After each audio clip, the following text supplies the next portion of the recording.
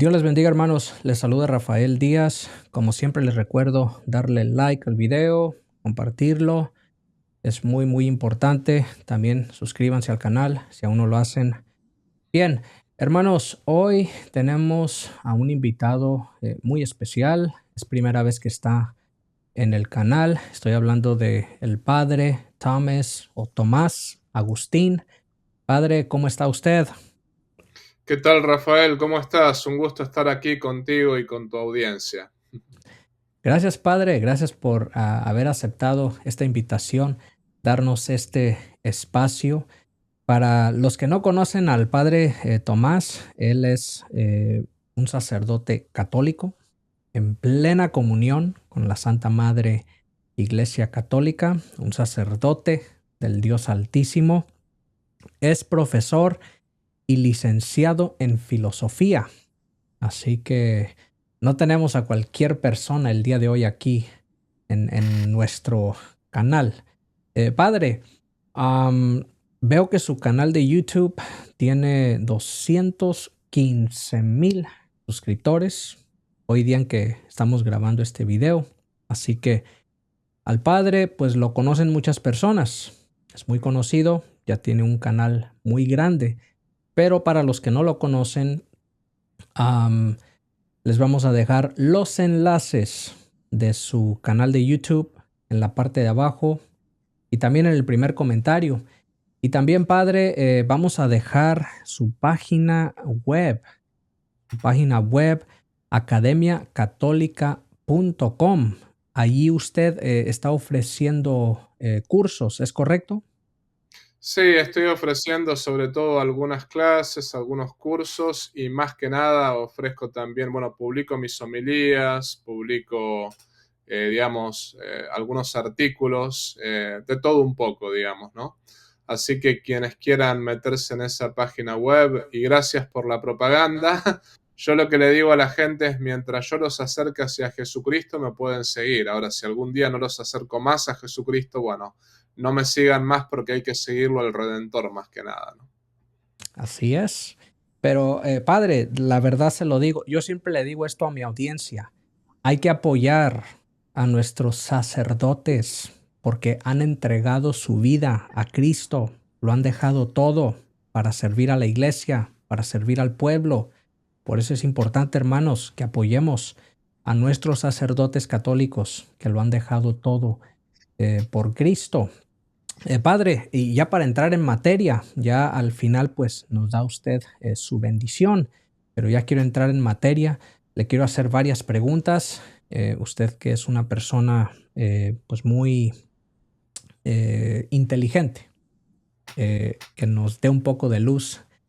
Eh, la misa tradicional, padre, eh, ¿es pecado ir a ella? Le hago esta pregunta porque por allí le andan diciendo a algunas personas que es pecado ir a la misa tradicional, que ya no se debe ir a la misa tradicional, que el que vaya está desobedeciendo al Papa. ¿Es esto correcto, padre? Bueno, no sé si soy inteligente, ¿no? Eso, digamos, lo podrán decir los demás. Yo creo que cuando uno más conoce, más se da cuenta de su ignorancia. Como decía Sócrates, ¿no? Decía, solamente sé que no sé nada. Así que, con respecto a tu pregunta, yo siempre respondo de la misma manera. No puede ser pecado la misa tradicional porque es una misa que ha dado tantos santos a la iglesia por 500 años. Entonces, yo creo que no puede nunca ser pecado esa misa que desde San Pío V hasta ahora ha dado santos como el Padre Pío de Pietrelcina, por ejemplo, por mencionar a uno, ¿no? Como el mismo Don Bosco, ¿no? Como el mismo San Pío X. Es decir, grandes santos ha sacado la misa tradicional y ciertamente que no es pecado ir a misa tradicional. Yo particularmente la celebro y la celebro con el permiso de mi obispo. Cuando mi obispo me ha dado permiso, yo la he celebrado. Es cierto lo siguiente, que hoy en día con el motu propio, Tradiciones Custodes, es cierto que ha sido restringida. Sin embargo, por ejemplo, en mi diócesis hay 5 parroquias que la celebran y, digamos, no cometen pecado las personas que van a la misa tradicional. Todo lo contrario, yo creo que es una misa que remarca mucho el santo sacrificio de Cristo en la cruz. Sobre todo, una de las cosas que yo le explicaba a los jóvenes una vez es que el sacerdote nunca tiene que ser el showman de la misa, ¿no? Porque la misa no es un show. La misa es el santo sacrificio de Cristo en la cruz. Y, por ejemplo, la misa tradicional, una cosa que uno puede ver es que al sacerdote apenas se le ven los hombros, ni siquiera las manos, porque uno está directamente de frente, mirando hacia ad orientem, mirando hacia el tabernáculo, y prácticamente se le ven las espaldas y el sacerdote habla todo así en voz baja. ¿Por qué es eso? Es porque justamente la misa es un misterio ante todo, o sea, se remarca la parte del misterio y se remarca que la misa es sacrificio, o sea, es el mismo sacrificio de Cristo en la cruz, tal cual ocurrió 2000 años atrás. Una señora una vez me decía, padre, pero usted le da la espalda al pueblo. Entonces yo le dije, a ver, usted está en el primer banco, ¿le está dando la espalda a la persona del segundo banco? Ah, no, estoy mirando para el altar. Y yo le digo, bueno, lo mismo está haciendo el sacerdote, estamos todos mirando a la misma dirección. Esa es la riqueza de la misa tradicional, que todos miramos ad orientem hacia la misma dirección. Entonces, dicho todo esto, ciertamente que aquel que dice que es pecado ir a la misa tradicional, voy a usar una expresión que no es demasiado pulcra, me van a disculpar, pero esa persona no le podría decir, bueno, te fumaste 5 kilos de marihuana. O sea, ciertamente que no, que primero que el motu propio Tradiciones Custodes no dice que es pecado ir a la misa tradicional, como no lo dice ningún documento de la Iglesia Católica. Es una misa que cualquier persona puede asistir y que hasta es un gusto asistir, podríamos decir, y yo creo que está fomentando mucho la devoción entre las familias jóvenes, las familias con muchos niños. A mí me ha impresionado las veces que la he celebrado, cuántas familias jóvenes había y cuántos jóvenes les atraía la misa tradicional, ¿no? Así que, bueno, no es pecado, y si alguno les dice eso, no le digan lo que dije recién, obviamente, pero le pueden decir, bueno, a ver, muéstrame en qué parte del documento Tradiciones Custodes dice que es pecado asistir a la misa tradicional, porque no se puede ser más papista que el Papa, ¿no? O sea, si el Papa no me excomulga, mucho menos tú. O sea, ahí está el punto, ¿no? Padre, ¿y qué le diría usted a las personas que dicen, porque lo he escuchado mucho, y qué interesante esto que le voy a preguntar, ¿para qué voy?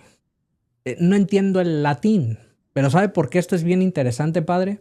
Porque antes, cuando solo se celebraba la misa de Pío V, misa tradicional, la misa de siempre, como le quiera llamar, era en latín y la gente como que tenía más temor de Dios. Hoy la celebran en el idioma de cada quien y como que hay menos temor de Dios. Muy interesante eso. Pero ¿qué le diría usted, padre, a las personas que dicen, ¿para qué ir? No le entiendo. Bueno, ante todo, uno no entiende lo que no quiere entender, porque yo, por ejemplo, he celebrado la misa de San Pío V a muchísimos jóvenes que no saben latín y usaban el misalito y se preocupaban por seguir la misa con el misalito. Y me encontré casualmente con un joven el otro día que participó de una de las misas que yo celebré y me decía, yo al inicio pensaba así. Yo al inicio decía, ¿para qué voy a asistir a la misa en latín si no entiendo absolutamente nada? Pero después me enamoré de la misa en latín cuando entendí cada una de las partes y el significado de cada una de ellas. Por ejemplo, podemos mencionar, digamos, las oraciones al pie del altar, ¿no? En esas oraciones, el sacerdote está prácticamente mostrando para qué se celebra la Santa Misa. O sea, en esas oraciones mismas, cuando uno empieza a rezar y llega hasta el confiteor, donde uno pide perdón por sus propios pecados y también el acólito hace lo mismo, ¿no? La misa se celebra justamente en reparación por los pecados de todo el mundo. Es Cristo mismo quien cargó sobre sus espaldas todos nuestros pecados y Cristo se hace presente ahí al pie del altar y al pie de la cruz. O sea, se hace presente redimiéndonos y derramando infinidades de gracias, ¿no? Entonces el punto es, la pregunta que yo le haría a esa persona que dice, bueno, yo no entiendo absolutamente nada en la misa tradicional, entonces, a ver, esta es la pregunta que yo le haría. Suponte que a ti te dan un cheque de 100 millones de dólares y no entiendes lo que dice ese cheque. No entiendes porque está en chino o porque está, no sé, en... Ahora, ¿romperías ese cheque simplemente porque no entiendes qué es lo que dice? ¿O te preocuparías por averiguar cuánto dinero tiene ese cheque? Porque, no sé, a mí, ahora hablo el inglés, pero en su momento, cuando tenía 11, 12 años, me acuerdo, que mi padre me mostró un billete de 100 dólares y yo agarraba y casi lo rompí. Mi padre dice, no lo rompas, ¿sabes cuánto dinero es esto? No tengo ni idea, ¿no? Entonces mi padre me explicó, antes de romper algo tienes que averiguar qué es lo que es. Yo tenía 11 años en ese momento, ¿no? Es algo verde, pero es algo muy valioso, me decía mi padre. Son 100 dólares y me lo convirtió en ese momento en el dinero argentino. ¿Cuántas cosas me puedo comprar con eso? Bueno, la misma analogía yo uso con las personas diciendo, bueno, suponte que tienes un cheque en chino, escrito en chino, pero que si tú pudieses traducir cuánto dinero hay ahí, hay 100 millones de dólares. ¿Lo romperías o dirías, no voy a averiguar nada porque no entiendo? No, lo que harías es averiguar cuánto dinero hay ahí, ¿no? La misa es mucho más importante que 100 millones de dólares, o sea, es el mismo sacrificio de Cristo en la cruz. Es mucho más importante que todo el dinero de Bill Gates, porque vamos a decirlo de esta manera, sin el sacrificio de Cristo en la cruz no estaríamos salvados. Entonces la misa es el sacrificio más importante de toda la humanidad, que es el sacrificio del Redentor, de aquel que realmente cargó sobre sus espaldas todos nuestros pecados. Entonces, ¿no entiendes? Preocúpate por entender, quizás no estudiando latín, pero aprendiéndote las partes de la misa y usando ese misalito. Y te puedo asegurar que cuando sepas cada una de las partes de esa misa y cuando averigües qué es lo que significa cada una de las partes de la misa, no solamente que lo vas a entender por más que no sepas latín, sino que te vas a enamorar de la misa, porque te vas a dar cuenta que muchas de las cosas que nunca te enseñaron ahí están contenidas en ese misalito, ¿no?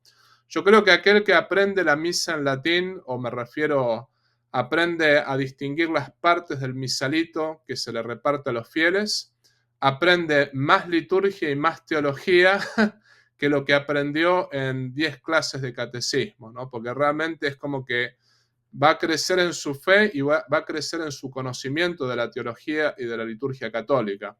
Como decía Santo Tomás de Aquino, no se puede amar lo que no se conoce. Entonces, mientras yo más conozco a Dios, más lo puedo amar. Bueno, yo pienso que mientras más conozcamos la misa en latín, más vamos a conocer a Dios y más vamos a conocer a la Santísima Trinidad y más vamos a poder amarla, ¿no? Y termino con esto, que me parece que es importante. Yo tuve 3 cursos de exorcismos hace poquito, ¿no? Y la cosa está que todos los exorcistas, y estamos hablando de exorcistas que no tienen nada que ver uno con el otro, pero todos te dicen que el demonio odia el latín, el demonio lo odia. Que por ejemplo, cuando un exorcismo es hecho en latín, el demonio es como que se vuelve loco. Y yo he escuchado sacerdotes que me han dicho, eso es superstición, es totalmente supersticioso. No, no es supersticioso. Los exorcistas, inclusive aquellos que no tenían ni idea de exorcismos que aprendieron, ellos me dijeron, mira, yo no vengo de un ambiente tradicional, no celebraba la misa tradicional, nada. Pero resulta que cuando hago las oraciones en latín, el demonio se vuelve loco. En cambio, cuando las hago en inglés, es como que sí, le molesta, pero no le molesta tanto. Bueno, por algo los demonios odian el latín, ¿no? Entonces, eso tenemos que tenerlo en cuenta. Si la Iglesia durante 500 años utilizó la misa tridentina, es por algo.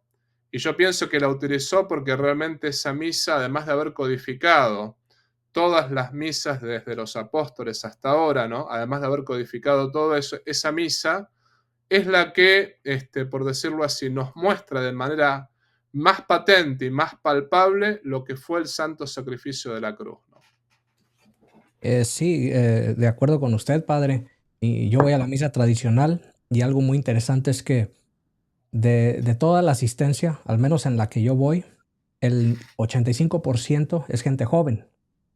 A veces algunos pueden pensar que quizás solo van pura gente anciana. No, el 85% es gente muy joven. Padre, quiero aprovecharlo al máximo. Voy a hablar por Estados Unidos. Yo no sé en otros países, pero aquí, por ejemplo, está en video, lo dijo el cardenal Francis Arinze, la comunión, cuando se permitió darla en la mano, fue con la condición, al menos aquí en Estados Unidos, de que no se le puede negar a nadie el derecho de recibir la comunión en la boca y de rodillas, si así lo prefiere. El cardenal Francis Arín se lo dijo, eso es lo original. Padre, ¿qué consejo le daría a las personas que usted como sacerdote, quién mejor que las personas escuchen esto de usted, que es un sacerdote? ¿Qué consejo o qué le podría decir a las personas que están dolidas porque en alguna ocasión un obispo, un sacerdote les ha negado la comunión en la boca? ¿Qué consejo les da, padre? Bueno, ante todo que cambien de parroquia. Ese es el consejo que les doy, ¿no? Yo, por ejemplo, celebro la misa también en inglés y la celebro también en español, o sea, celebro la misa Novus Ordo porque, bueno, para que la gente sepa, yo no soy de la idea de que solamente la misa en latín, no, yo creo que toda misa es válida, ¿no? Y sobre todo la misa bien celebrada. Pero, por ejemplo, yo me he preocupado, yo no puedo negar la comunión en la mano, por ejemplo, ¿no? ¿Por qué razón? Porque, digamos, si la niego, estoy afuera mañana. Esa es la realidad, ¿no? O sea, es como que no nos permiten, no depende de los sacerdotes el dar la comunión en la boca o en la mano, sino que los documentos de la iglesia hoy, lamentablemente, le permiten a los fieles dar la comunión, recibir la comunión en la mano, ¿no? Yo he sido muy criticado por esto y me han dicho, bueno, pero usted en realidad está transando con el mundo. No, no es que estoy transando con el mundo. La realidad es la siguiente. Yo niego la comunión en la mano, por ejemplo, y estoy afuera mañana. Mañana agarran y o me excomulgan o me suspenden o no sé. Mi obispo, que es muy bueno, capaz que no lo hace, pero el problema no es mi obispo. El problema puede ser, qué sé yo, alguna autoridad mucho más alta, ¿no? Entonces, yo no estoy en condiciones, ni ningún sacerdote a veces está en condiciones de negar la comunión en la mano.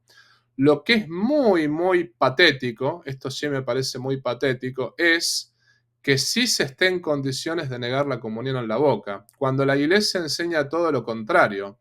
Yo, por ejemplo, he negado muchísimas veces la comunión en la mano. Cuando la gente viene con las manos sucias, yo no se la doy a la comunión en la mano. Le digo, no, te la doy en la boca porque tus manos no están limpias, ¿no? O también, por ejemplo, una vez durante el COVID, la famosa pandemia, ¿no? Había gente que venía con guantes y yo le digo, no te voy a dar la comunión en los guantes, discúlpame. O sea, sácate los guantes y no la querían recibir. Bueno, no la recibes, pero digamos, o la recibes en la boca, pero con guantes no. Entonces algunos se ofendían y se iban, ¿no? El documento Redención y Sacramentum de Juan Pablo II, todavía vigente, dice que se puede negar la comunión en la mano cuando hay peligro de profanación.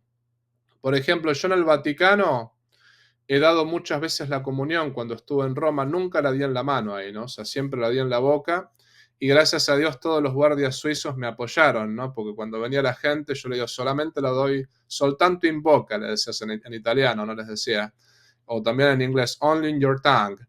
Y algunos se enojaban, pero yo digo, no te la voy a dar en la mano si no te conozco, discúlpame. Además hay millones de personas, hay miles de personas, no puedo. Alguno estiraba la mano desde ahí atrás, ¿no? O cosas por el estilo, no dice, no, todos en la boca. Entonces, Redención y Sacramentum permite al sacerdote negar la comunión en la mano en determinadas circunstancias. Yo en mi parroquia, gracias a Dios, cuando empecé, el 40% comulgaba en la boca, el 60% en la mano. Ahora, después de 3 años de catequesis, el 90% comulga en la boca, el 10% en la mano. O sea, realmente gracias a Dios se fue poco a poco purificando todo eso, ¿no? Con mucha catequesis. Entonces tengo solamente un 10% que los tengo que convencer, ¿no? Pero estamos trabajando en eso. Pero volviendo a tu pregunta, no ese documento todavía vigente dice que no se puede negar que el fiel tiene derecho a comulgar de rodillas y en la boca. O sea, se puede negar la comunión en la mano en determinadas circunstancias cuando hay peligro de profanación, pero nunca se puede negar la comunión en la boca. O sea, si se niega porque esa persona tiene algún impedimento canónico, qué sé yo, está en unión libre, ahí no puede comulgar. Bueno, está divorciado y vuelta a casar, ¿no? O un homosexual que practica activamente la homosexualidad, bueno, en esos casos, ¿no? Pero ahí se niega la comunión, ese es el punto, porque hay una cuestión de impedimentos canónicos. Pero si la persona no tiene ningún impedimento canónico y se arrodilla y pide la comunión de rodillas y en la boca, no hay ningún motivo para negársela. Esa es la realidad, ¿no? O sea, no hay ningún motivo. No la puede negar ni un obispo, ni un cardenal, ni un sacerdote, ni nadie. Ahora, alguno dirá, bueno, padre, pero en la práctica lo hacen. Bueno, en la práctica también hay obispos y sacerdotes que dicen que los anticonceptivos se pueden usar cuando están también prohibidos por la Humane Vitae, por la Evangelium Vitae, por la Cástico Nubi, por todos los documentos de la Iglesia, ¿no? O sea, los arrianos modernos existen y existen aquellos tantos sacerdotes, obispos, cardenales, que son los Judas Iscariotes modernos, que no siguen lo que predica el magisterio de la Iglesia, ni tampoco siguen la doctrina de siempre. En ese caso lo que hay que hacer es, si uno puede, porque muchas veces hay sacerdotes mal formados, ¿no? Si uno puede, supóngase, me negaron la comunión de rodillas y en la boca y yo no comulgué, una cosa así, ¿no? Bueno, después al final de la misa, uno le pide para hablar al sacerdote y con mucho respeto, ¿no? Porque yo siempre le digo a los fieles, los sacerdotes naturalmente somos bastante soberbios, naturalmente, ¿no? ¿Por qué digo esto? Porque es así, aunque parezca mentira, digamos, lo digo por mí en especial, ¿no? Es como que uno tiene que estar luchando contra la soberbia todo el tiempo. ¿Y por qué lo digo? Porque uno ha estudiado teología, uno ha estudiado filosofía, uno ha estudiado liturgia y el 90% de los fieles viene con cosas que son totalmente erróneas. Entonces uno tiene que tener paciencia de escucharlo y de sentarse y de explicarle que eso es erróneo, que esto no está bien, etcétera, etcétera, etcétera. Pero cada tanto uno se encuentra con un fiel que sabe más que uno de teología y de liturgia. Me he encontrado yo con fieles que saben más que yo de todas esas cosas. Pero bueno, el problema está cómo a uno lo encara el fiel, ¿no? Entonces, si la persona viene con mucha soberbia y viene como dándome cátedra, me está pidiendo un acto de humildad para que yo baje la cabeza y le diga, usted tiene razón. Ojalá tenga esa humildad para darle la razón a la persona que la tiene, sobre todo cuando viene con arrogancia, ¿no?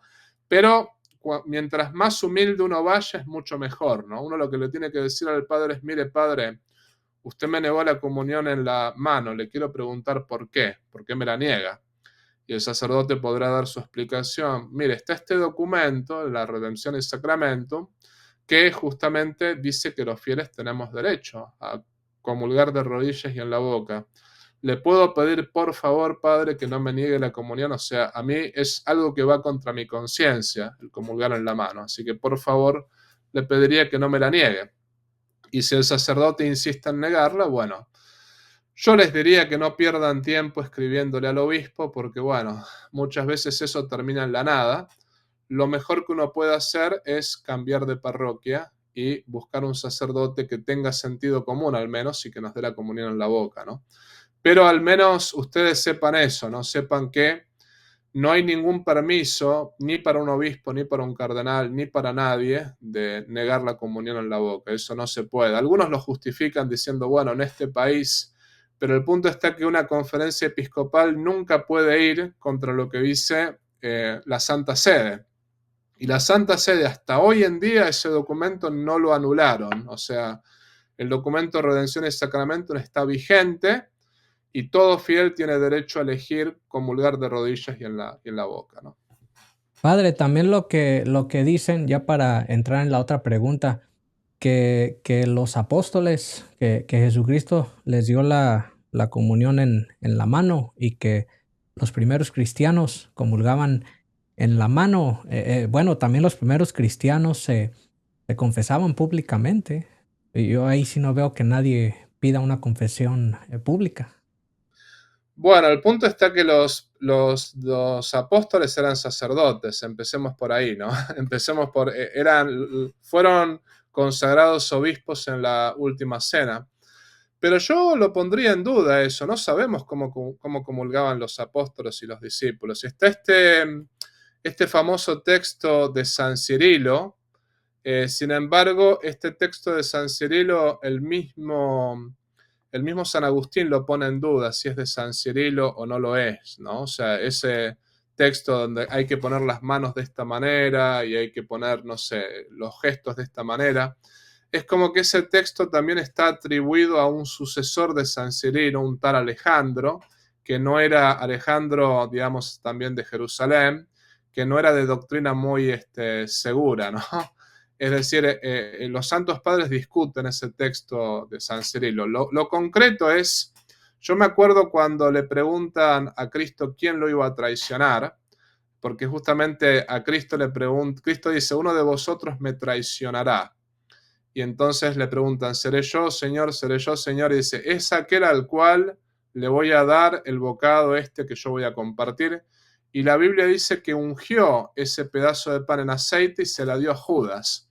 Yo no me imagino al Señor dándole ese pedazo de pan aceitado en la mano, ¿no? O sea, me imagino que como un gesto de cariño se lo dio en la boca, una cosa. Está bien que eso no era la Eucaristía, sino era un pedazo de pan. Bueno, perfecto. Pero lo concreto es, si tenemos que volver al pasado, bueno, en el pasado los no católicos no podían participar de toda la misa. Antes de la primera lectura se tenían que ir, por ejemplo. O los que estaban en pecado mortal no podían quedarse toda la misa, se tenían que ir antes de la primera lectura también.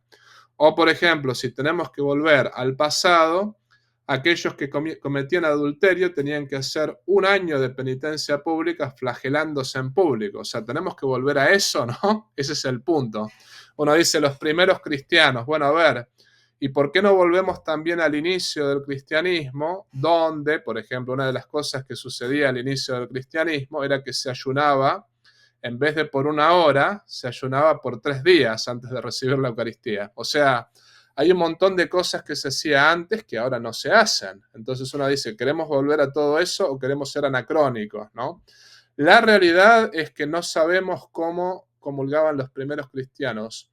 Lo concreto es que sí, hay algo que sí sabemos, que en algunos lugares había costumbre de comulgar en la mano, pero no era necesariamente aprobado por la iglesia, no era que la iglesia lo había aprobado oficialmente. Es más o menos como el tema, antes los cristianos iban a la sinagoga, y después resulta que no tuvieron que ir más a la sinagoga porque hubo una separación del judaísmo y del cristianismo, sobre todo con el tema de la circuncisión, ¿no? Como que el Espíritu Santo fue guiando a la iglesia.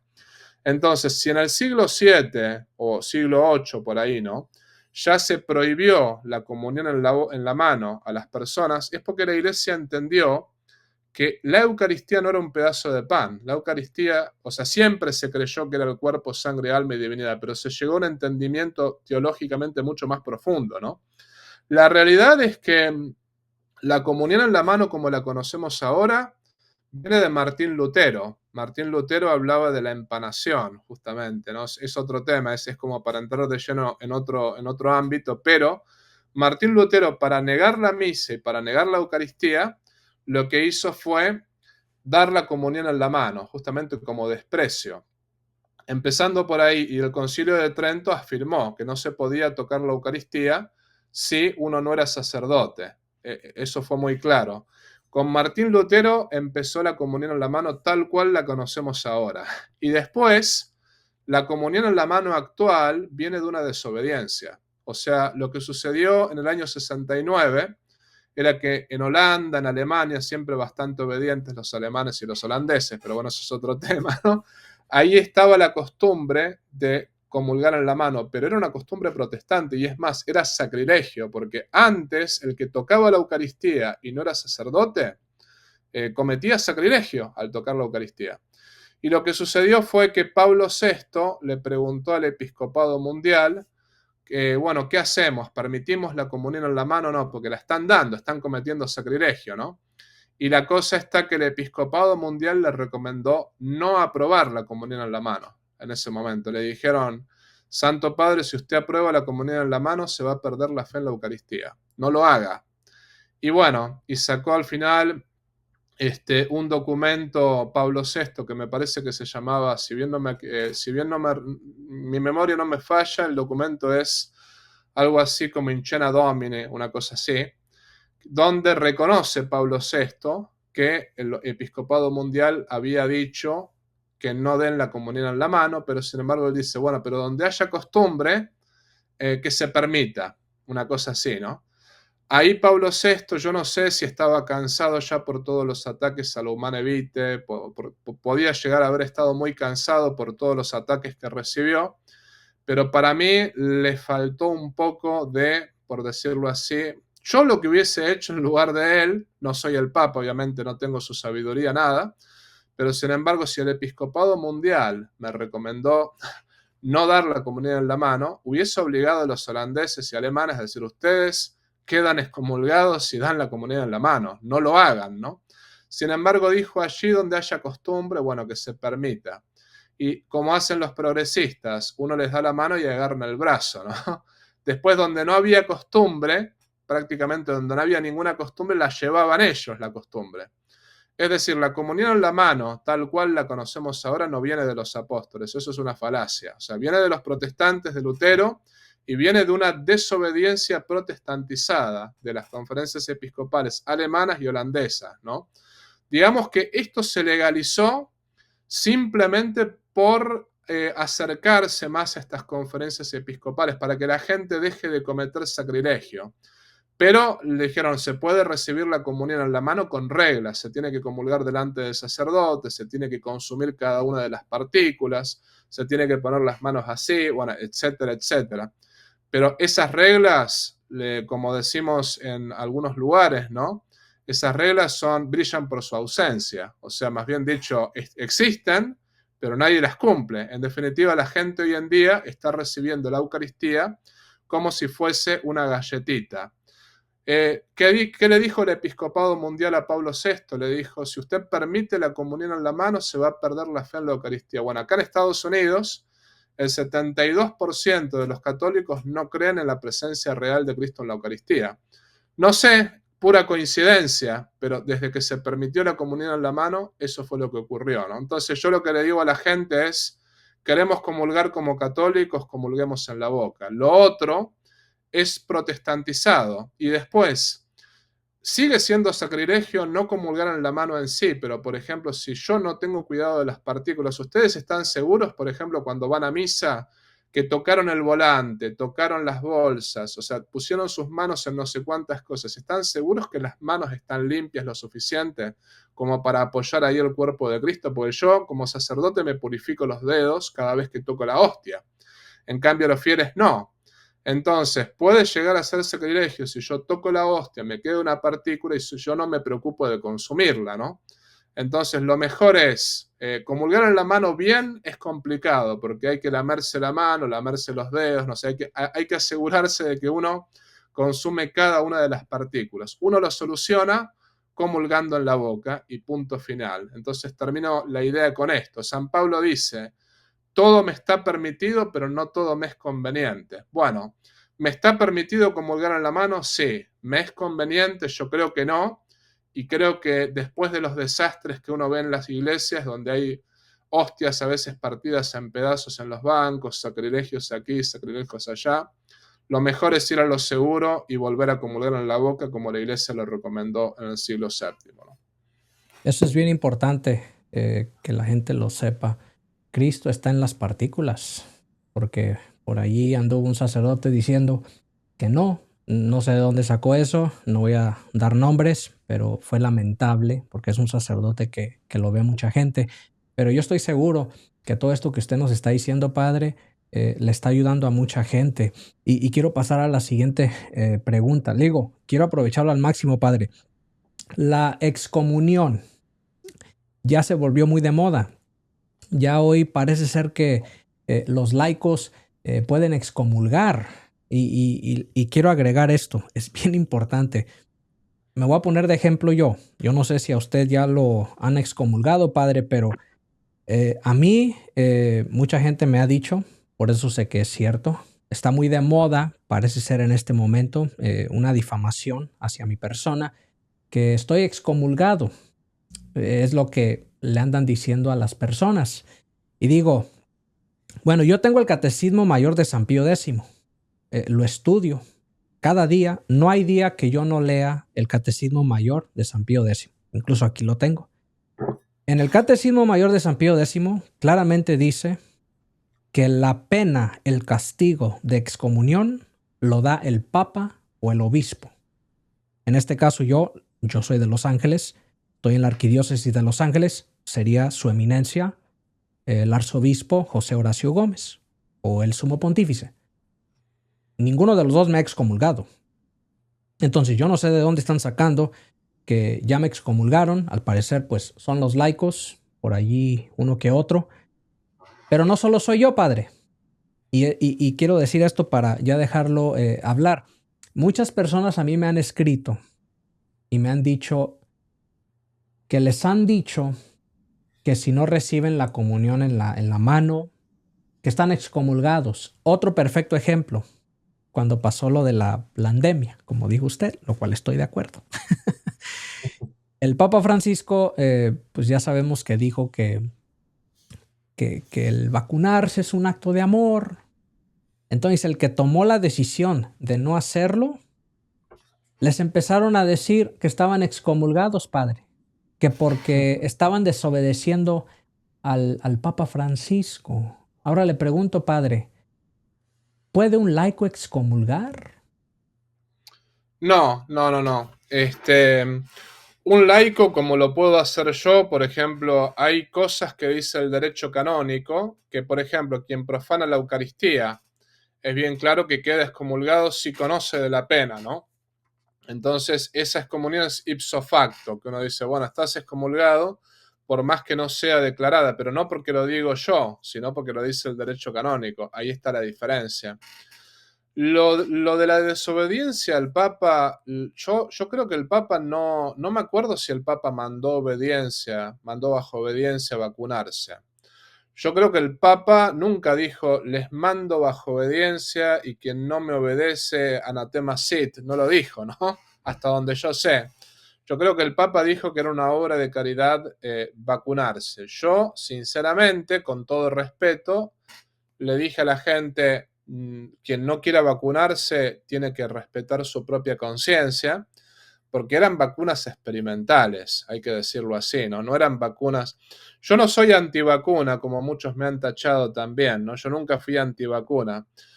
Las etiquetas de ese tipo a mí nunca me gustaron, ¿no? Yo siempre lo que dije es, bueno, eran vacunas experimentales, entonces el problema era ese. El problema era que no se sabía de su eficiencia, ahí está el punto. Entonces, el Papa yo creo que dio una opinión y la gente no se da cuenta que una cosa es el Papa cuando habla ex cátedra y otra cosa es el Papa cuando da una opinión.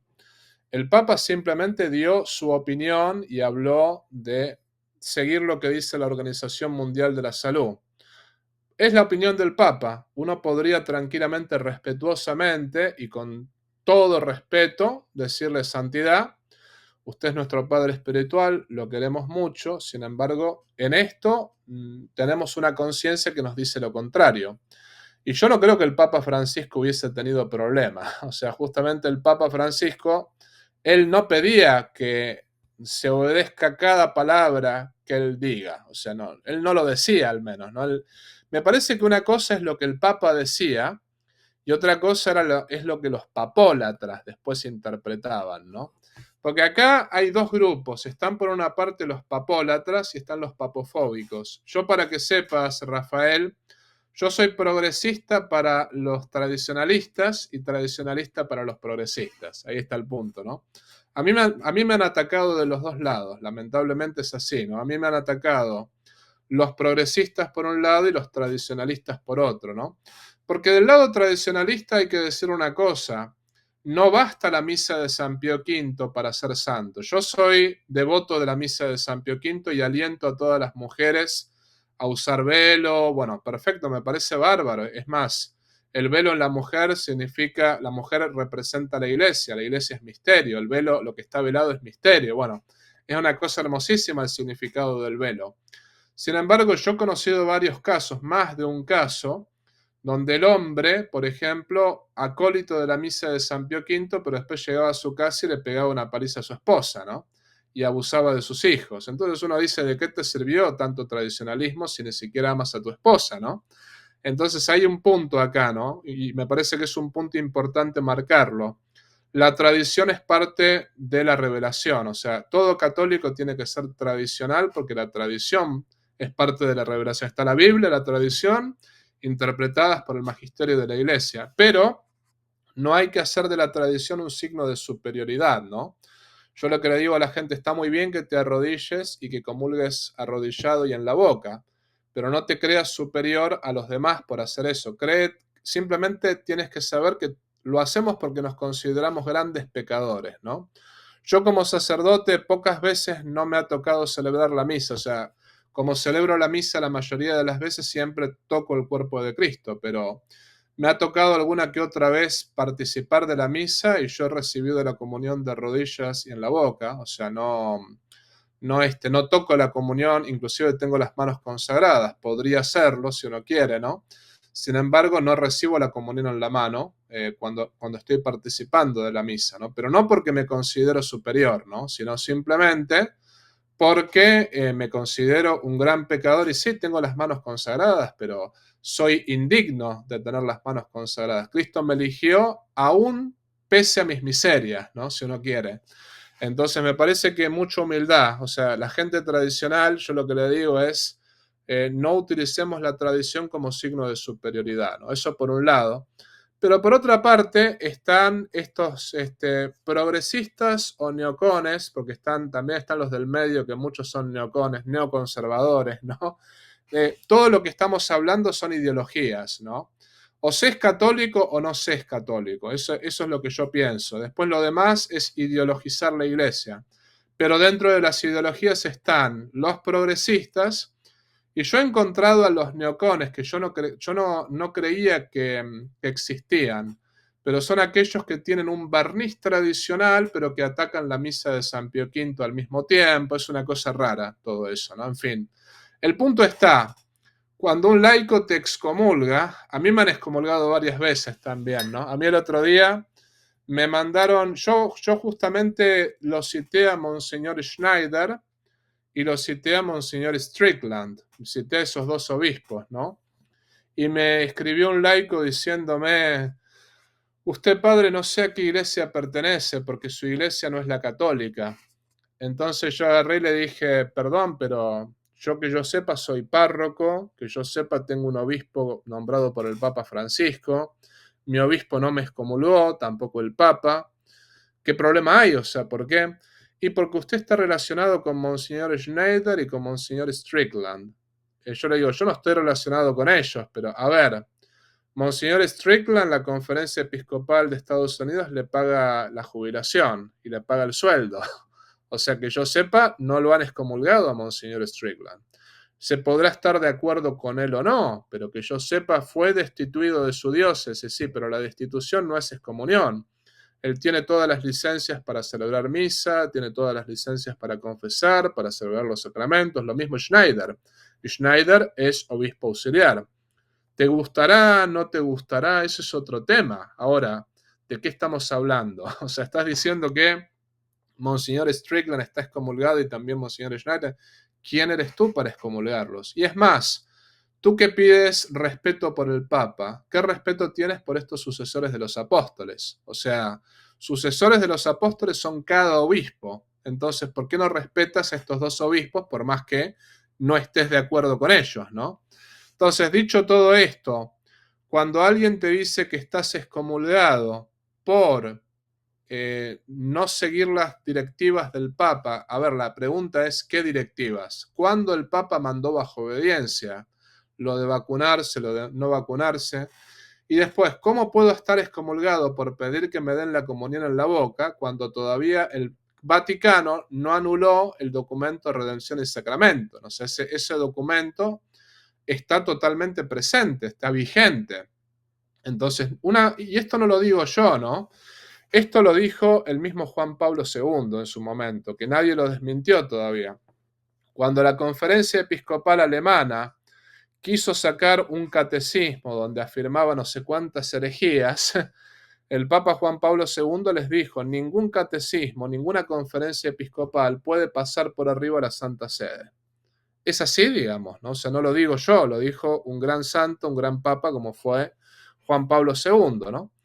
Entonces, dicho todo esto, yo creo que hay laicos y también sacerdotes que tienen vocación de inquisidores frustrados, les digo yo, ¿no? O sea, resulta que yo la broma que le hice a uno de ellos, ¿no? Deberías pedir al Papa, al nuevo Papa que venga, que te nombre inquisidor general y que te regale un par de antorchas para quemar muñecos de paja tradicionalistas, ¿no? O sea, me parece que esa sería la cuestión, porque lo que está haciendo esta gente es quemar muñecos de paja, o sea, nos están identificando con herejes cuando no negamos ningún dogma, cuando no negamos ninguna parte del magisterio ordinario definitivo, y cuando simplemente nos guiamos por lo que dice San Agustín, o al menos esta frase es atribuida a San Agustín, que dice, en lo dogmático unidad, en lo opinable libertad y en todo caridad. Muchas veces en cosas que son opinables ya directamente es como que quieren armar dogmas que no existen. Ese es el punto, ¿no? Entonces hay que tener mucho cuidado. Lo que la gente tiene que saber es que solamente nos puede excomulgar el obispo o nos puede excomulgar el papa. Y después, yo puedo decir tal persona está excomulgada según lo que dice el derecho canónico. Pero ahí eso hay que probarlo, ¿no? Por ejemplo, si yo digo, bueno, esta persona está excomulgada ipso facto, perfecto, entonces hazle un juicio canónico. Eso es lo que yo le diría a ese laico. Si tú piensas que tal persona está excomulgada, hazle un juicio canónico. Escribe al nuncio apostólico de tu país, explícale por qué piensas que esa persona está excomulgada y empieza a hacerle un juicio canónico para demostrar tu punto, ¿no? Y directamente, bueno, si tienes suerte, ese juicio llegará a término, pero si no es así, entonces no andes diciendo que tal persona está excomulgada porque no tienes autoridad para eso, ¿no? Sí, por ejemplo, alguno me podrá decir, bueno, aquel que fornica no hace falta que te lo diga el Papa, es obvio que es pecado mortal. Sí, bueno, pero eso está en el catecismo, ¿no? Cuando tú hablas de cosas que están en el catecismo, cosas que están en el derecho canónico. Y después una cosa es la fornicación en sí, otra cosa es la conciencia de esa persona. El pecado objetivamente es pecado, pero qué sé yo me he encontrado con gente que le digo, mira, no tienes que vivir en unión libre porque eso es pecado. Padre no lo sabía y a partir de ese momento empezaron a vivir como hermano y hermana, ¿no? O sea, empezaron a vivir en castidad, no sabían que estaban en pecado. Hay gente que es ignorante. Bueno, para eso está la catequesis, ¿no? Entonces, dicho todo esto, me parece que esa es la respuesta que hay que darle a todo aquel que nos excomulga. Bueno, entonces pide un juicio canónico contra mí, lo puedes pedir a mi obispo, se lo puedes pedir al nuncio apostólico, pero lo que yo te diría es que me haga juicio canónico y punto final. Eso es bien importante, hermanos. Espero y estén prestándole mucha atención a lo que nos está diciendo el padre Tomás, porque esto es correcto, porque lastimosamente, tristemente hoy, esto de la excomunión, padre, se ha vuelto como un juego. Ya cualquiera puede excomulgar, o sea, este no me gusta, este no me gusta, está excomulgado. Y empiezan a decir eso y lastimosamente mucha gente pues lo cree, por ignorancia, claro. Y yo le preguntaba esto porque hace poco una persona me escribió, hablé con esta persona, estaba muy triste, preocupada, que porque le habían dicho, estás excomulgado, no sé qué tanto. Pero qué bueno que nos está aclarando eso, Padre. Ahora, le quiero hacer esta pregunta ya para ir resumiendo. Los progresistas, vamos a decirlo así, ¿usted cree que hoy en la Iglesia Católica tienen una influencia muy grande? ¿Usted cree que ya la Iglesia está muy influida por el progresismo? Sí y no. O sea, más bien dicho, lo que hay que decir es, humanamente tienen poder, ciertamente, ¿no? Pero es como dice Santo Tomás de Aquino, que un gramo de bien pesa mucho más que todo el mal junto. Del punto de vista espiritual son débiles, porque son estériles, ahí está el punto, ¿no? Una de las cosas que uno puede ver en los progresistas es que no tienen vocaciones, porque ya se están quedando sin vocaciones, ¿no? Los seminarios progresistas están prácticamente vacíos. Las iglesias progresistas ya también están quedándose vacías. O sea, hay, lo que ellos tienen, si uno quiere, es el poder político en muchos casos, ¿no? El poder humano. Lamentablemente eso es cierto porque, por dar un ejemplo, James Martins, el padre James Martins, no es excomulgado. Ese hombre debería ser sancionado porque ese hombre directamente justifica el pecado. Alguno me quiso discutir una vez, pero usted está juzgando. Bueno, sí, estoy juzgando los hechos. En 1 Corintios 4, San Pablo dice, expulsen al perverso de entre ustedes. O sea, no puedo decir que James Martin se va a ir al infierno. Ojalá no, yo le deseo el paraíso, le deseo que se salve, pero que está haciendo mucho daño y basta que ustedes se metan en sus redes sociales, porque yo lo vine siguiendo hasta que me bloqueó, lo vine siguiendo por mucho tiempo, justamente para demostrar que todo lo que está haciendo es querer justificar el pecado y justificar prácticamente los actos antinaturales, ¿no? Él apoya a políticos abortistas, a cantantes satánicas, también apoya todo lo que son los grupos LGBT, que son grupos totalmente, no solamente marxistas del punto de vista cultural, ¿no? Sino al mismo tiempo los grupos LGBT son aquellos que van y defecan en las iglesias, que pintan las iglesias, que blasfeman contra el nombre de María, contra el nombre de Jesucristo. Y lamentablemente James Martins defiende todas esas cosas, ¿no? Y sin embargo es promovido. Uno ve que en realidad en vez de ser sancionado, es promovido. Eso marca que en realidad es un ejemplo, podría poner otros también, ¿no? Pero Lucía si, Caram. sí, Sor Lucía Caram, estaba pensando en ella casualmente, ¿no? Uno puede ver que esas personas con impunidad pueden decir absolutamente lo que quieran, y sin embargo una persona que simplemente cuestiona, y esto lo voy a decir con muchísima prudencia, ¿no? Pero si yo, por ejemplo, no sé, cuestionase alguna decisión del Papa, simplemente dijese, y ojo, utilizando la doctrina católica, ¿no? Manteniendo mi respeto filial al Papa, manteniendo siempre que es el vicario de Cristo, que es el sucesor de Pedro. Yo cuando expresaba simplemente un respetuoso desacuerdo con el Papa, porque lo he expresado varias veces, ¿no? He dicho, a mí me parece que sus políticas inmigratorias, bueno, yo no las comparto. A mí lo que el Papa decía sobre el tema de los inmigrantes, me parecía muy bien la ayuda a los pobres, me parecía muy bien la ayuda a los más necesitados. Sin embargo, bueno, o sea, no podemos tener fronteras abiertas. Igualmente el Papa eso lo dijo en un momento, ¿no? Dijo, bueno, en realidad hay que recibirlos, pero con prudencia. Pero yo me acuerdo que al inicio, cuando se mandó un discurso donde daba la impresión que hablaba de las fronteras abiertas, yo con total respeto y con total, digamos, respeto filial me refiero, ¿no?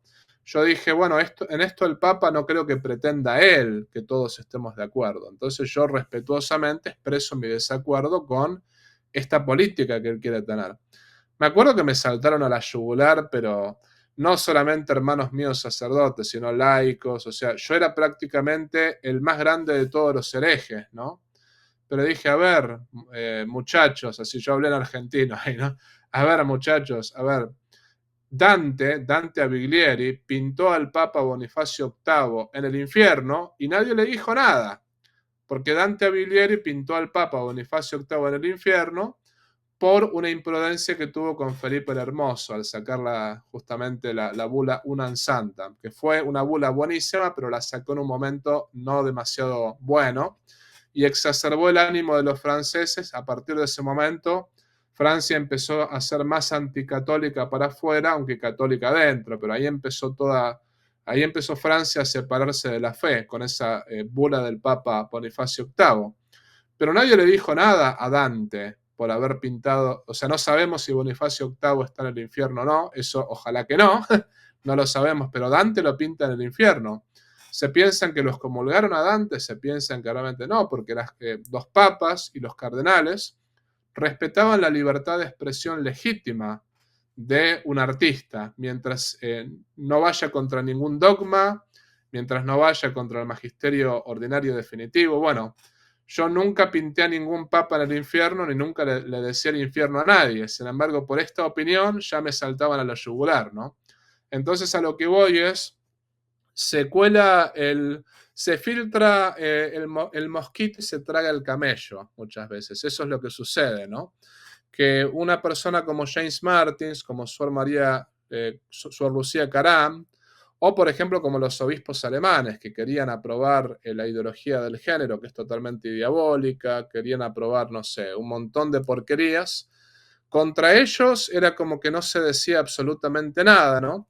Sí, hubo una reprimenda de parte del Vaticano hacia los obispos alemanes, pero el punto está que lo que hablan más son las acciones. Es decir, los obispos alemanes no hubo uno solo excomulgado, no hubo uno solo sancionado, y todavía están libremente predicando sus herejías, o sea, y están libremente gozando de un buen estatus dentro de la Iglesia Católica, ¿no? Entonces uno lo que dice es, a mí me parece que acá nos estamos tragando, estamos filtrando el mosquito y tragándonos el camello, ¿no? Me parece que es eso.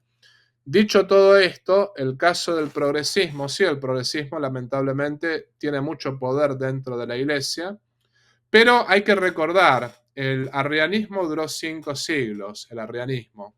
San Jerónimo dijo que gimió el orbe y se despertó arriano. Hubo un momento en que el 80% de los obispos de la Iglesia Católica llegaron a ser arrianos en ese momento. ¿Y qué pasó con el arrianismo? El arrianismo desapareció. Bueno, el progresismo, como dijo Santo Tomás, ¿no? Un gramo de bien pesa mucho más que todo el mal junto. El progresismo es la suma de todas las herejías, como decía San Pío X en la Pascendi, y está destinado al fracaso. Yo lo que veo es que cada vez tienen menos vocaciones, cada vez tienen menos gente, y los sacerdotes nuevos y también digamos, los laicos, los lugares donde hay más gente, donde hay más vocaciones y donde hay una iglesia floreciente, es donde se respeta la tradición. Entonces es cuestión de tiempo, yo creo que es cuestión de esperar, quizá vamos a tener que sufrir mucho, pero va a llegar un momento en que los progresistas van a terminar desapareciendo. Si no es por el fin del mundo, al menos es por una cristiandad floreciente, ¿no? Porque no sabemos si viene el fin del mundo. Yo no soy apocalíptico en ese sentido. Para mí ahora pueden pasar dos cosas, o puede venir una cristiandad floreciente o puede venir el fin del mundo. Bueno, Dios sabe qué es lo que va a pasar, pero yo creo que el progresismo futuro no tiene porque de por sí es estéril, ¿no? Pero sí, hay que estar atentos porque del punto de vista humano son muy poderosos, lamentablemente, y pueden hacer mucho daño, como lo han hecho hasta ahora, ¿no? Sí, eso que usted dijo, mucha gente no lo sabe. Los seminarios progresistas completamente vacíos. Eso es correcto. Y pues también mucha gente miró lo de James Martin, Lucía Caram, y pues siempre se hacían la pregunta, ¿por qué no les llaman la atención? Mira las cosas que está diciendo Lucía Caram, y pues nada pasaba. Y pues también sí, es cierto, padre, pues mucha gente se confunde. Pero ya para ir finalizando, le quiero hacer esta pregunta porque yo sé que si no se la hago, le van a decir, ¿por qué no le preguntaste al padre? Padre, así brevemente, ¿usted cree en Fátima? Sí, sí, sí, creo en Fátima, no creo en las interpretaciones sobre Fátima, o sea, las interpretaciones de las interpretaciones, ¿no? Pero en Fátima en cuanto tal, creo. Lo que yo le digo a las personas es, estamos obligados a creer en el Evangelio. Las revelaciones privadas, por más que estén aprobadas por la Iglesia, digamos que no estamos obligados a creer, pero a mí me parecería tonto no creer en Fátima si ya la Iglesia la aprobó, ¿no? Y me parece además que no tiene nada en contra del magisterio de la Iglesia y que es todo bastante coherente. Así que sí, creo en Fátima. Sí, sí sabe usted lo que dijo Juan Pablo II en Fulda, Alemania, cuando le preguntaron sobre Fátima. En estos momentos no me acuerdo qué fue lo que dijo. Me acuerdo que ese tema se trató alguna vez, pero no me acuerdo qué fue lo que dijo. Ok. No, solo le quería preguntar, pero al menos la gente sabe, y ya lo escuchó de usted, que sí, sí cree en Fátima. Eso es muy importante, muy, muy importante. Y por último, padre, así brevemente, qué bueno que también me acordé de esto. Mucha gente me hace esta pregunta a mí y usted, como sacerdote, qué mejor que nos lo diga. ¿Por qué dicen? ¿Por qué los sacerdotes no predican el Apocalipsis? Bueno, en realidad lo que sucede es que es parte de la ideología progresista hoy en día. Lamentablemente, la ideología progresista lo que hace, lo que decía el arzobispo Fulton Sheen es que el progresismo predica a Cristo resucitado pero no crucificado. Ahí está el punto. Entonces, me acuerdo que Fulton Sheen en uno de sus libros decía, todos quieren sentarse a la mesa con Cristo, pero ninguno quiere cargar con su cruz. Entonces, por lo tanto, las prédicas muchas veces se evita hablar del infierno. Una de las cosas que se evita es... una de las cosas que sucede en las parroquias donde yo voy es que a veces la gente termina quejándose porque dicen que yo hablo mucho del infierno. Pero no es que hablo mucho del infierno, yo lo menciono cada tanto, ¿no? Al infierno. Menciono, bueno, al diablo, al infierno, pero le digo a la gente, miren, es que el infierno existe. Entonces, si yo no les advierto a ustedes que tienen que salvar su alma y que tienen que evitar el pecado mortal, después Dios me va a juzgar a mí, ¿no? En Ezequiel 3:18 dice claramente, ¿no? Si el malvado peca y tú no lo adviertes, él morirá por su pecado, pero a ti te pediré cuenta de su alma, ¿no? Entonces, lamentablemente, hoy en día, yo pienso que muchos sacerdotes tienen miedo de hablar del infierno, del apocalipsis, del fin del mundo, de las postrimerías, y tienen miedo porque han sido formados en el modernismo y en el progresismo, como que les han inyectado veneno espiritual, ¿no? Les han dicho, bueno, no, Dios es amor, Dios es misericordia, lo cual yo estoy totalmente de acuerdo. Para mí creo que ambas prédicas, yo también una vez escuché a un diácono al cual le prohibí predicar en las misas que yo celebraba, ¿no? Le dije, tú conmigo no predicas más, le dije, ¿no? Pero era un diácono que le dijo a las mujeres, dijo una cosa muy fuerte, ¿no? Y el punto está que, bueno, esa fue la gota que rebalsó el vaso, porque venía predicando otras cosas, ¿no? Y en una prédica dijo, las mujeres que abortaron no tienen salvación, se van a ir todas al infierno. Dijo una cosa así, ¿no?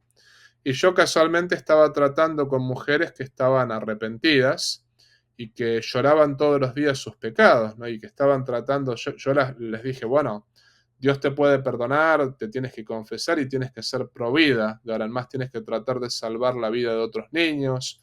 Trata de ponerle nombre a tu niño, trata de pedirle disculpas, pero bueno, en fin, si Dios te perdonó, te tienes que perdonar a ti misma. Claro, estas mujeres al escuchar una prédica así, todavía peor, todavía fue una cosa tremenda, ¿no? Entonces al diácono le dije, mira, tú no predicas más en mis misas. Me acuerdo que fue un lío en la parroquia, pero no, le prohibí predicar, ¿no? Y la cosa está que a mí me parece que esas prédicas donde falta la misericordia también están mal, ¿no?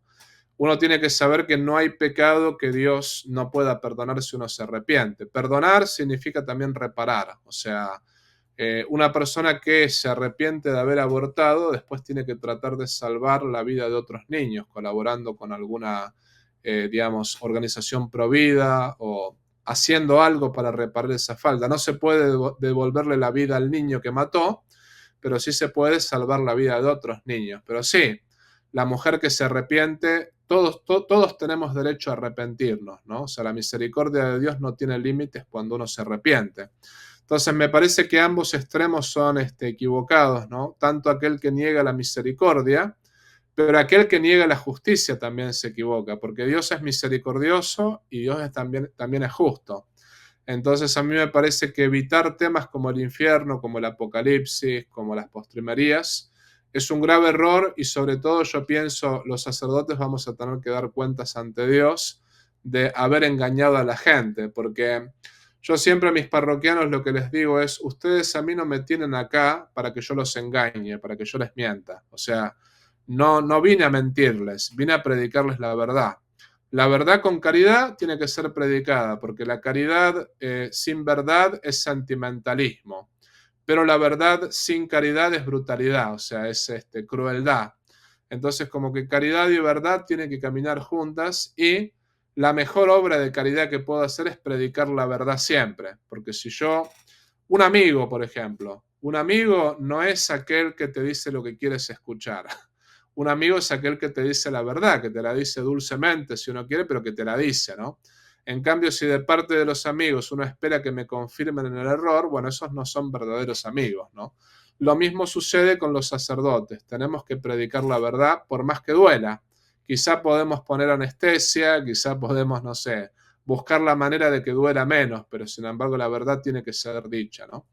Entonces, con todo lo que acabamos de decir lamentablemente es otro de los daños del progresismo, el recortar el evangelio, el predicar a Cristo resucitado pero no crucificado. Hay que predicar a Cristo resucitado, sí, pero también a Cristo crucificado. Y hay que predicar del cielo, pero hay que predicar también del infierno, porque es una realidad que no está vacía, ¿no? En el infierno hay gente, el demonio existe, no está vacío. Y lo mismo hay que predicar sobre el pecado, que el pecado existe, que hay que vivir en gracia, que hay que confesarse, todo eso hay que predicarlo, porque de lo contrario las almas se van a perder y Dios a nosotros nos van a pedir cuentas de todas las almas que se perdieron por no haber predicado la verdad, ¿no? Entonces, básicamente, esta es mi respuesta. Así es, Padre, es correcto. Es importante hablar del fin del mundo. Segunda de Pedro 3:10, los cielos y la tierra que vemos están reservados para el fuego. Padre, am, pues muchas gracias, la verdad, por haber aceptado esta invitación. Hermanos, si quieren que vuelva el Padre Tomás, escríbanlo en los comentarios y si él acepta, lo volvemos a traer. Vayan, por favor, a su canal de YouTube. Aquí lo estoy viendo yo en mi pantalla. El Padre Tomás tiene 215,000 suscriptores. Hoy día en que grabamos este video, vamos a dejar todos los enlaces en la parte de abajo y en el primer comentario para que vayan y se suscriban a su canal. Visiten su página web academiacatólica.com. Ahí está ofreciendo cursos.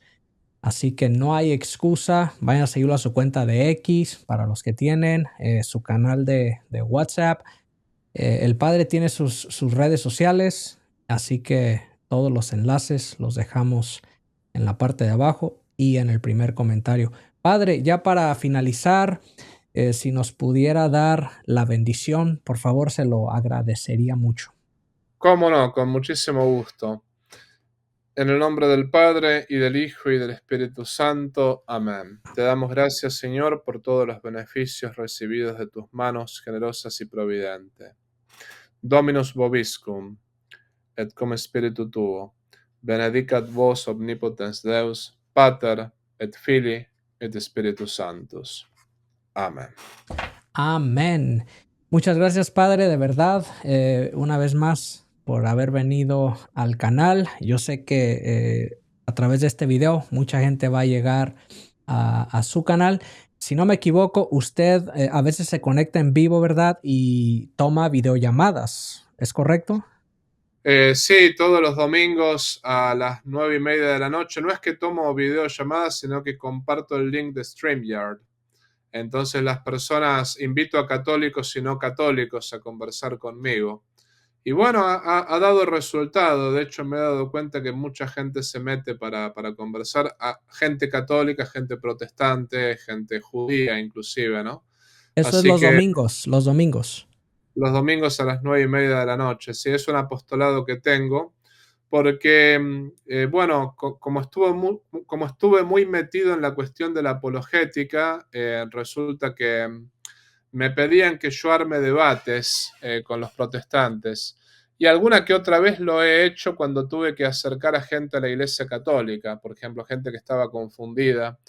Pero me parece que esos debates lo que hacen es darle de comer a las sectas, eso es lo que yo digo, porque por más que uno les refute o lo que fuere, ellos no buscan la verdad, ellos buscan monetizar, ese es el punto.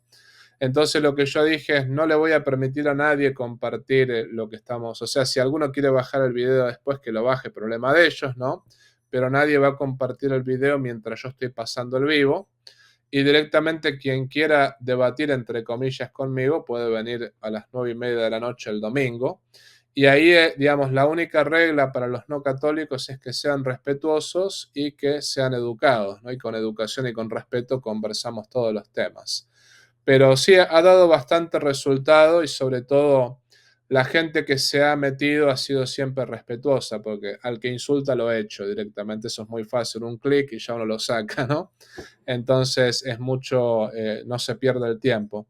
Pero sí, es domingo a las 9:30 de la noche, horario de Atlanta, Georgia, Estados Unidos. Siempre publico el link antes, cosa que la gente pueda calcular la diferencia horaria con sus respectivos países, ¿no?